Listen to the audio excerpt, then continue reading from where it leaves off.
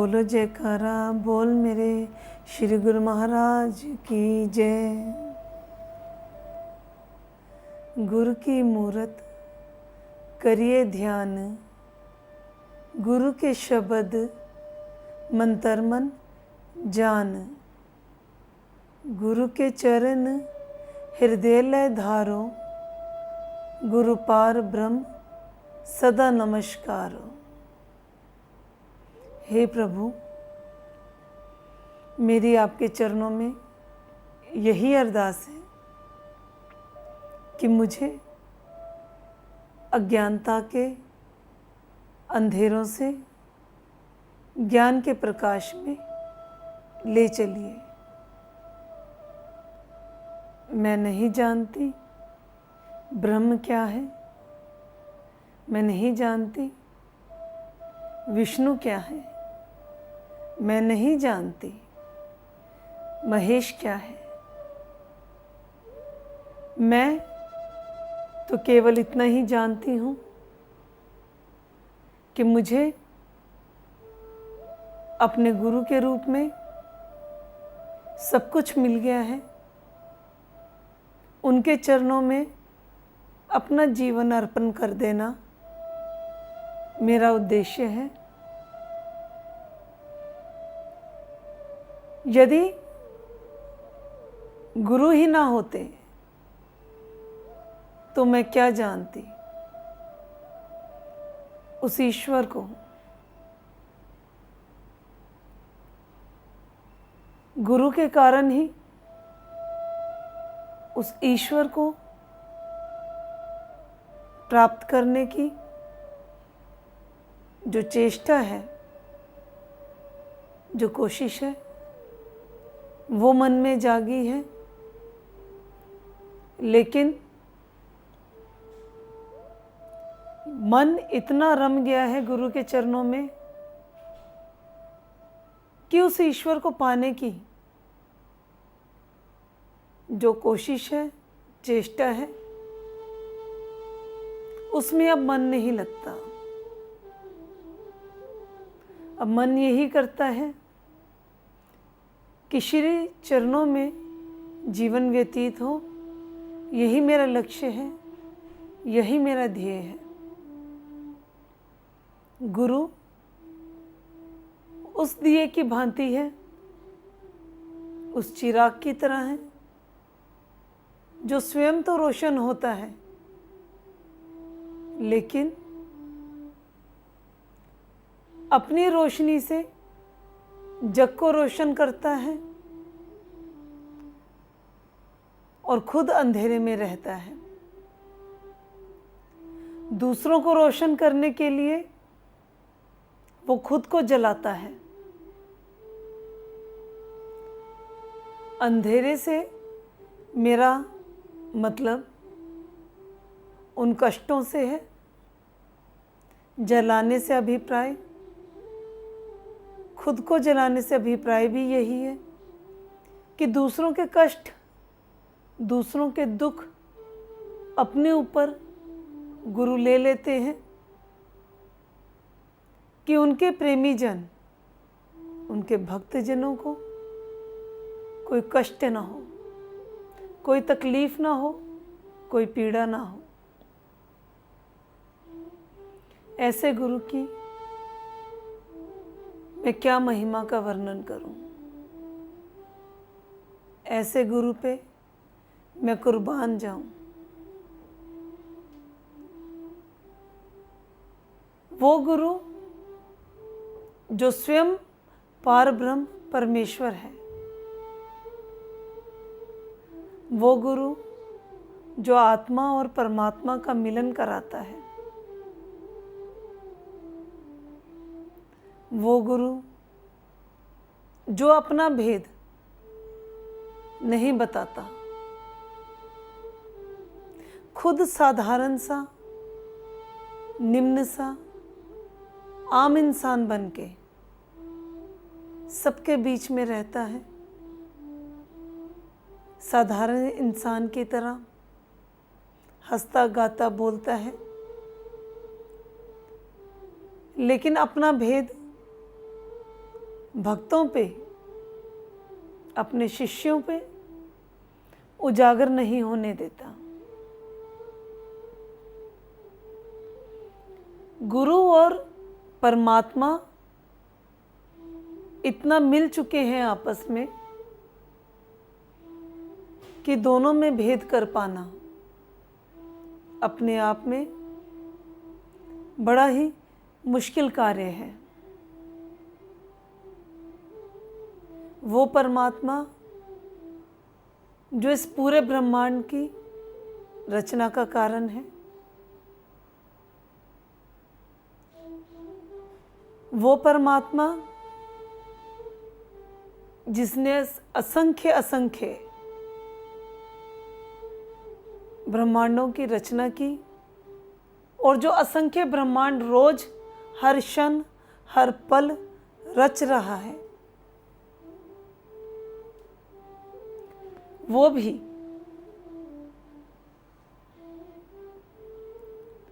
गुरु की महिमा के सामने फीका लगता है। परमात्मा को समझाने के लिए, उसके भेद को उजागर करने के लिए स्वयं सच्चिदानंद ने गुरु का रूप धारण किया होगा, क्योंकि उसके भेद को कोई नहीं जान सकता। जब आप तसल्ली करते हो कि अब मैं जान गया, तुरंत एक दूसरा सत्य सामने आके खड़ा हो जाता है, तब ये लगता है कि अभी जान नहीं पाए। लोग नहीं मानते परमात्मा को, ना माने। मेरा ये मानना है, यदि कुदरत है तो कादर भी होगा। यदि स्त्री है तो पुरुष भी होगा। उस परम पुरुष, उस परम पिता को पाने का जो भेद है, वो केवल और केवल गुरु की कृपा दृष्टि से, गुरु के केवल दर्शन मात्र से संभव है। यदि आपने दुनिया की अनेकों अनेकों जानकारियां संग्रहित कर रखी हैं, वो सारी जानकारियां, इंफॉर्मेशंस इकट्ठी कर रखी हैं, बड़े बड़े विद्वानों की पुस्तकें पढ़ रखी हैं, सारे ग्रंथ और वेदों का अध्ययन कर रखा है, यदि आप इस जीवन के सबसे बड़े पूंजीपति हैं, सबसे बड़े धनवान हैं, लेकिन जिसे गुरु की शरण नहीं है, जिसने अपने जीवन में गुरु नहीं अपनाया, उसका पूरा ज्ञान, उसकी पूरी माया, उसका पूरा धन खजाना 2 कौड़ी का भी नहीं है। जिसे गुरु के घर में शरण नहीं मिली, जिसे अपने गुरु के श्री चरणों में जगह नहीं मिली, वो जीवन जीवन नहीं, मृत्यु समान है।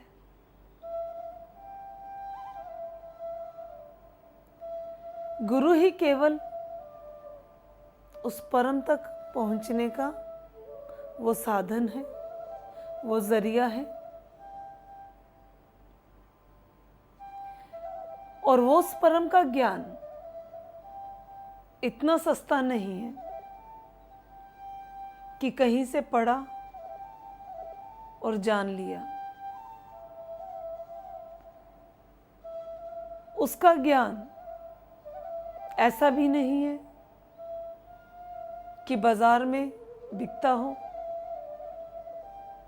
कि खरीदा और जान लिया।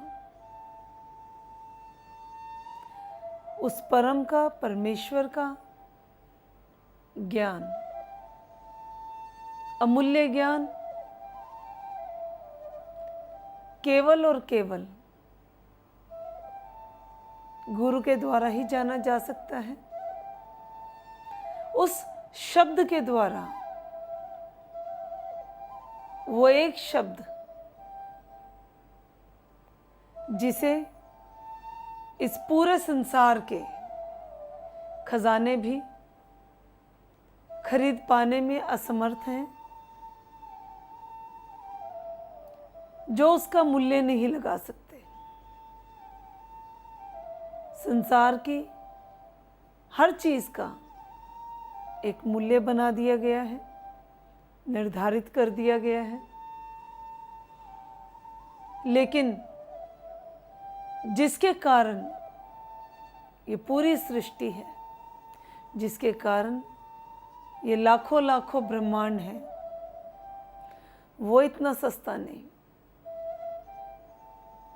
वो मिलता है तो केवल एक शब्द में। गुरु का यहाँ एक काम ऐसा हो जाता है कि वो आप में और उस सर्वशक्तिमान परमात्मा में एक तांबे का तार बन जाता है। एक तांबे के तार का काम गुरु करते हैं। परम से जो वो ऊर्जा, जो वो ज्ञान, जो वो भेद प्राप्त करते हैं, उसे वो आप तक पहुंचाते हैं। आप में अपने आप ज्ञान का प्रकाश नहीं हो सकता। जैसे बिजली का एक बल्ब बिना तार का उसमें जोड़ लगाए और उस तार को आप यदि पावर हाउस से कनेक्ट नहीं करेंगे, उससे जोड़ेंगे नहीं, तो वो बल्ब जलेगा नहीं। इसी तरह से गुरु एक माध्यम बन जाते हैं, उस प्रभु से मिलवाने का एक जरिया होते हैं। अब उनसे ज्ञान कितना आप हासिल करेंगे, कितना ज्ञान अर्जित करने की उत्कंठा आप में है, जानने की जिज्ञासा आप में है, ये आप पे निर्भर करेगा। आप कितना बड़ा बल्ब बनना चाहेंगे, इसकी भी एक लिमिट है। 100 वाट, 500 वाट, 1000 वाट, लेकिन ये इतना बड़ा बल्ब कहीं संसार से खरीद के नहीं लाना पड़ेगा। इसकी रोशनी का जो पैमाना होगा वो उस शब्द का सिमरन होगा, नाम का सिमरन होगा, उस अमूल्य नाम का, जो कि सिर्फ और सिर्फ गुरु के माध्यम से प्राप्त होगा। गुरु जो कि इतना अमूल्य नाम आपको मुफ्त में दे देते हैं, बिल्कुल फ्री, क्योंकि वो जितनी ये प्यासी रूहें हैं इस आध्यात्मिक जगत में, इन कलेशों में, संसार के दुखों में,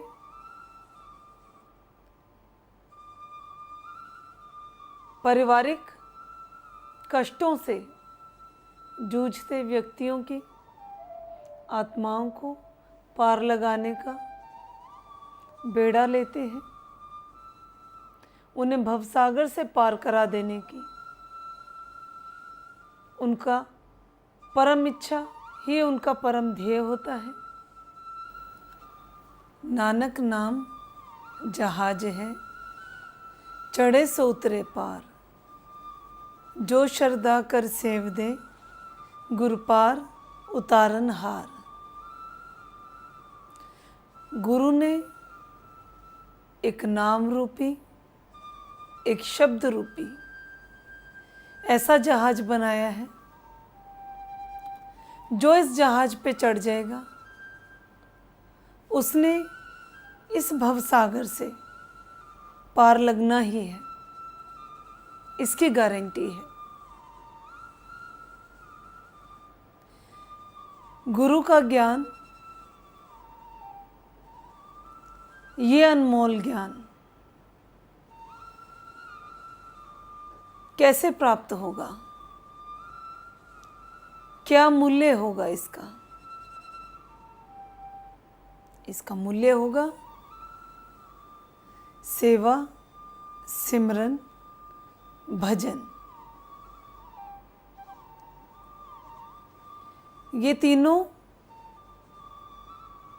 कार्य जो व्यक्ति जितना ज़्यादा अपने मन से, अपनी आत्मा से, अपने शरीर से करेगा,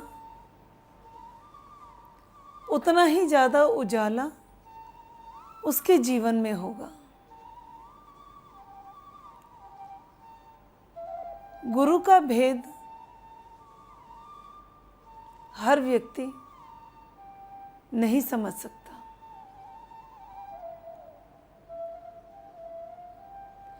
यहाँ पर एक चीज़ मैं सभी को बताना चाहूँगी कि गुरु और अध्यापक, इन दोनों में बहुत फर्क होता है। अध्यापक जो कि एक विशेष विषय को पढ़ा सकता है, किसी विशेष विषय की जानकारी दे सकता है, केवल उतना ही बता सकता है जितना कि किताबों में लिखा गया है, वो भी किसी और के द्वारा, इससे ज़्यादा नहीं।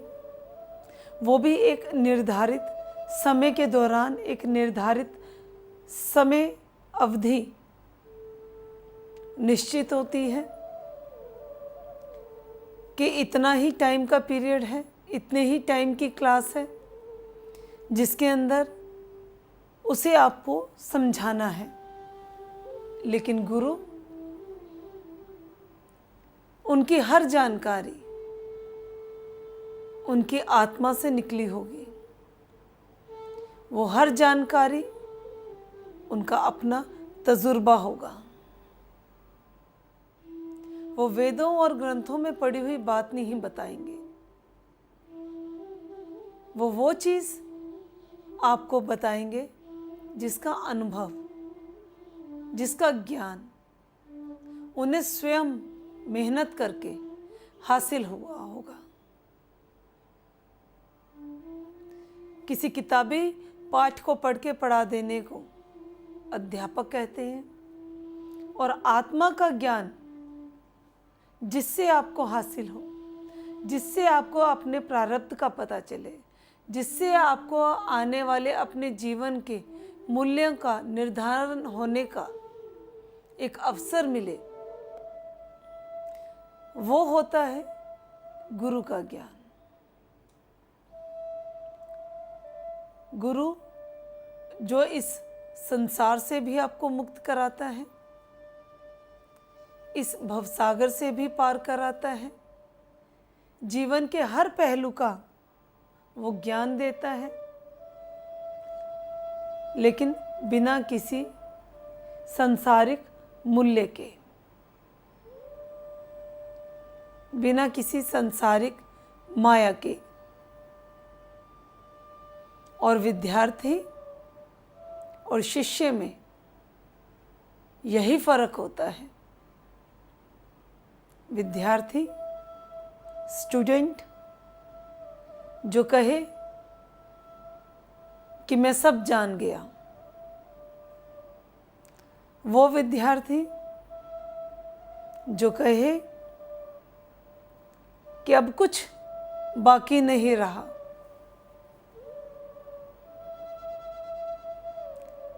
वो स्टूडेंट जो 100 में से 100 नंबर हासिल कर ले, जो आपसे भी बड़ा टीचर बन जाए। लेकिन शिष्य में, डिसिपल में एक अनोखी चीज होती है। शिष्य जब अपने गुरु के सामने हाजिर होगा, अहम को उसके चरणों में रख देगा, केवल शरीर से नहीं झुकेगा, अपने मन से झुक जाएगा। उनके चरणों में बैठ के वो बोलेगा कि प्रभु मुझे ज्ञान दीजिए, मुझे कुछ नहीं आया, मुझे ज्ञान दीजिए। अभी तो कोई भी भेद जान नहीं पाया, मैं अभी भी 0 का 0 हूं, एक नंबर भी नहीं ले पाया। सब कुछ जानकर भी वो अपने आप को शून्य मानेगा, अपने आप को अपने गुरु से बड़ा नहीं मानेगा। शायद इसीलिए इस परंपरा का जन्म हुआ होगा कि गुरु ऊपर विराजे, शिष्य नीचे बैठे,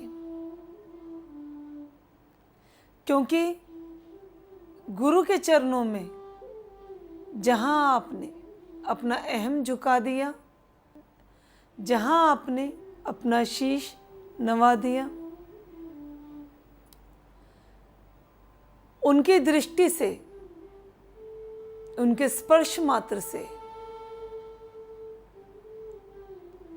आप संतों के संत बन जाएंगे, केवल और केवल उनकी दृष्टि मात्र से।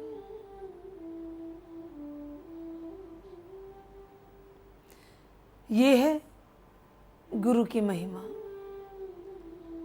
जिसका भेद कोई नहीं जान सकता। गुरु जिसके सिखाने का तरीका सबसे अलग, सबसे विलक्षण, जो कि अपना हर पाठ ऐसे व्यवहारिक तरीके से आपके सामने रखेंगे कि जिसके अंदर आपको केवल और केवल कटुता नजर आएगी, रूखापन नजर आएगा। दूसरे संसारिक आदमी को तो गुस्सा ही आ जाएगा उनके इस व्यवहार को देखकर, लेकिन गुरु अपने शिष्य को सभी कला में संपूर्ण कर देना चाहते हैं। वो चाहते हैं कि मेरा शिष्य मेरा रूप हो। जैसे श्री गुरु गोविंद सिंह जी महाराज ने फरमाया है, खालसा मेरा पिंड पाया, खालसा मेरा रूप है खास। खालसो मेरी जान की जान, खालसा में मैं करूं निवास। खालसा